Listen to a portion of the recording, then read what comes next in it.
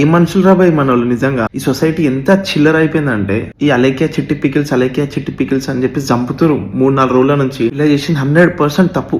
దానికి ఆమె అపాలజైజ్ చెప్పింది. దేవుడైనా క్షమిస్తాడంట భయ్ ఏదైనా తప్పు చేసి ఒప్పుకుంటే.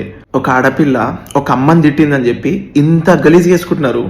సేమ్ అలాంటిది ఒక ఆడపిల్లని రేప్ చేసి చంపేసినారు. అలాగే చిట్టి పికిల్స్, ఈ HCU, ఈ హైడ్రా ఇట్లాంటివి వస్తూనే ఉంటాయి, పోతూనే ఉంటాయి.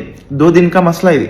కొన్ని ఏండ్ల నుంచి మన హైదరాబాద్ లో నెంబర్ ఆఫ్ రేప్ కేసెస్ అవుతున్నాయి. మన ఆడపిల్లలకు రక్షణ లేదు. కర్నూలులో 7 మంది కలిసి ఒక అమ్మాయిని గుడి దగ్గర నుంచి తీసుకెళ్లి ఆమెను లిటరల్లీ గలీజ్ చేసినారు. మొన్న ఒక చిన్న పిల్లని ఒకటి రేప్ చేసి చంపి సిమెంట్ సంచులు వేసిండు. చాలా వర్స్ట్ సిచ్యువేషన్ లో ఉన్నాం. ఒకటి చెప్తొస్తాడు, ఓన్కో అయింది, లైట్ తీసుకున్నాం. అదే మన ఇంట్లో అయితే అరే జింకలు చచ్చిపోయినాయి, సేవ్ చేయండి కాపాడండి అని చెప్పి ఇంత మంది సెలబ్రిటీలు ప్రతి ఒక్కటి స్టోరీ పెట్టినారు. అరే ఆడపిల్లలని రేప్ చేసి పక్కకు పడేస్తుర్రా భయ్, ఒకడు పట్టించుకుంటలేరు. ప్రతి ఒక్కరికి ఒక హమ్ముల్ రిక్వెస్ట్, దయచేసి చెప్తున్నా, దీనిపైన మాట్లాడదాం. ఏ ఆడపిల్లనన్నా ఎవడన్నా రేప్ చేస్తే వానికి ఎట్లుండాలంటే ఉరి శిక్ష లేదా ఎన్కౌంటర్ చేసి చంపేసేయాలి. ఇప్పుడు మాట్లాడుర్రా భయ్, ఎవడన్నా మాట్లాడేది లైక్ చిట్టి పికిల్స్ అని చెప్పి 4 రోజులు చంపుతురు. ఈ మీడియా అంతా గిదే స్క్రాప్, టైం పాస్ కావాలి జనాలకి. ధమాకులాడాంచుర్రా భయ్, దీనిపైన కొట్లాడురి.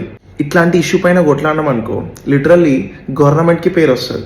ఇట్లా అమలు చేసి చట్టం అని చెప్పి ఎవడన్నా ఆడవాళ్ళని రేప్ చేయాలంటే లిటరల్లీ ఉచ్చ పడాలి వానికి. అది పట్టుకురావాలి మనం హైదరాబాద్ లో.